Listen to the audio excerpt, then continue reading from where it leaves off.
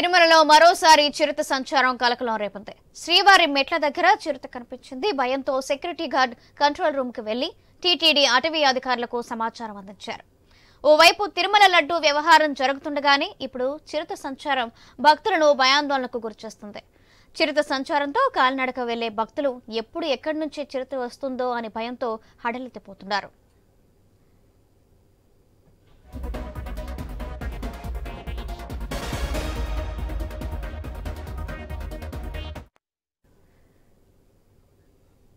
తిరుమలలో మరోసారి చిరుత సంచారం కలకలం రేపింది. శ్రీవారి మెట్ల దగ్గర చిరుత కనిపించింది. భయంతో సెక్యూరిటీ గార్డ్ కంట్రోల్ రూమ్ కు వెళ్లి టీటీడీ అటవీ అధికారులకు సమాచారం అందించారు. ఓవైపు తిరుమల లడ్డు వ్యవహారం జరుగుతుండగానే ఇప్పుడు చిరుత సంచారం భక్తులను ఆందోళనకు గురిచేస్తుంది.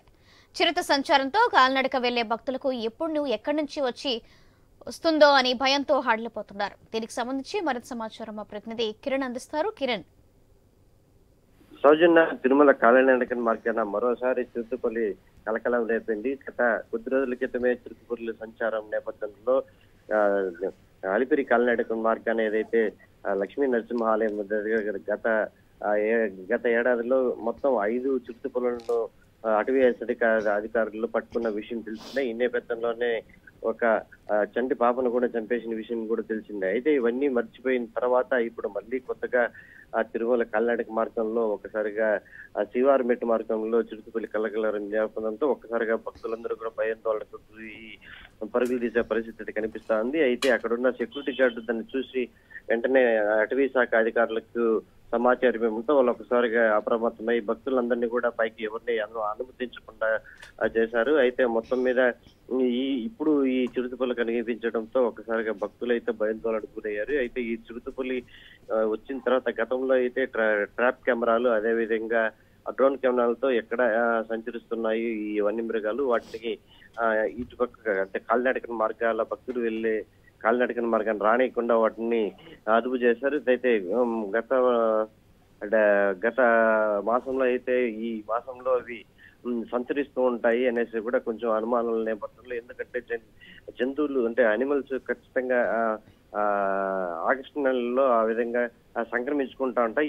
ఈ నేపథ్యంలోనే భక్తులందరినీ కూడా కంట్రోల్ చేశారు. ఎప్పుడంటే సాయంత్రం 6 నుంచి రాత్రి 10 గంటల వరకు అనుమతించకుండా చేశారు. కానీ అవన్నీ ఏమీ లేకుండా భక్తులు ఇంక కొద్ది రోజుల్లోనే బ్రహ్మోత్సవం నేపథ్యంలో భక్తులందరూ కూడా అధిక సంఖ్యలో తిరుమలకు వస్తుంటారు. ఈ నేపథ్యంలో ఇప్పుడు ఒక్కసారిగా చిరుత కనిపించడంతో భక్తులు అయితే భయాందోళనకు గురి అవుతున్నారు. మరోపక్క అటవీ శాఖ అధికారులు కూడా తలలు పట్టుకునే పరిస్థితి కనిపిస్తా ఉంది. మనం చెప్పినట్టు ఇప్పటికే అక్టోబర్ 4 నుంచి 12వ తేదీ వరకు బ్రహ్మోత్సవాలు ఉంటాయి. ఈ నేపథ్యంలో ఇటు అలిపిరి కాలినడక మార్గాన్ని కావచ్చు, అదేవిధంగా శ్రీవారి మెట్టు మార్గం కూడా ఎక్కువ మంది భక్తి తిరుమలకు వచ్చే అవకాశం ఉన్న నేపథ్యంలో అయితే ఈ అటవీ మృగాలు వస్తున్న నేపథ్యంలో వాటిని ఎలా అదుపు చేయాలని చెప్పేసి ఇప్పటికే టీటీడీ అధికారులు శ్రీవారి మెట్టు మార్గానికి చేరుకున్నారు. మొత్తం మీద వేచి చూడాలి, అది వస్తుందా లేకపోతే అటు నుంచి ఎట్లయినా పంపించే అధికారం చేస్తారా లేదా బోన్లు ఏర్పాటు చేసేవన్నా దాన్ని పట్టుకునే ప్రయత్నం ఏదైనా చేస్తారనేది వేచి చూడాల్సి వస్తుంది.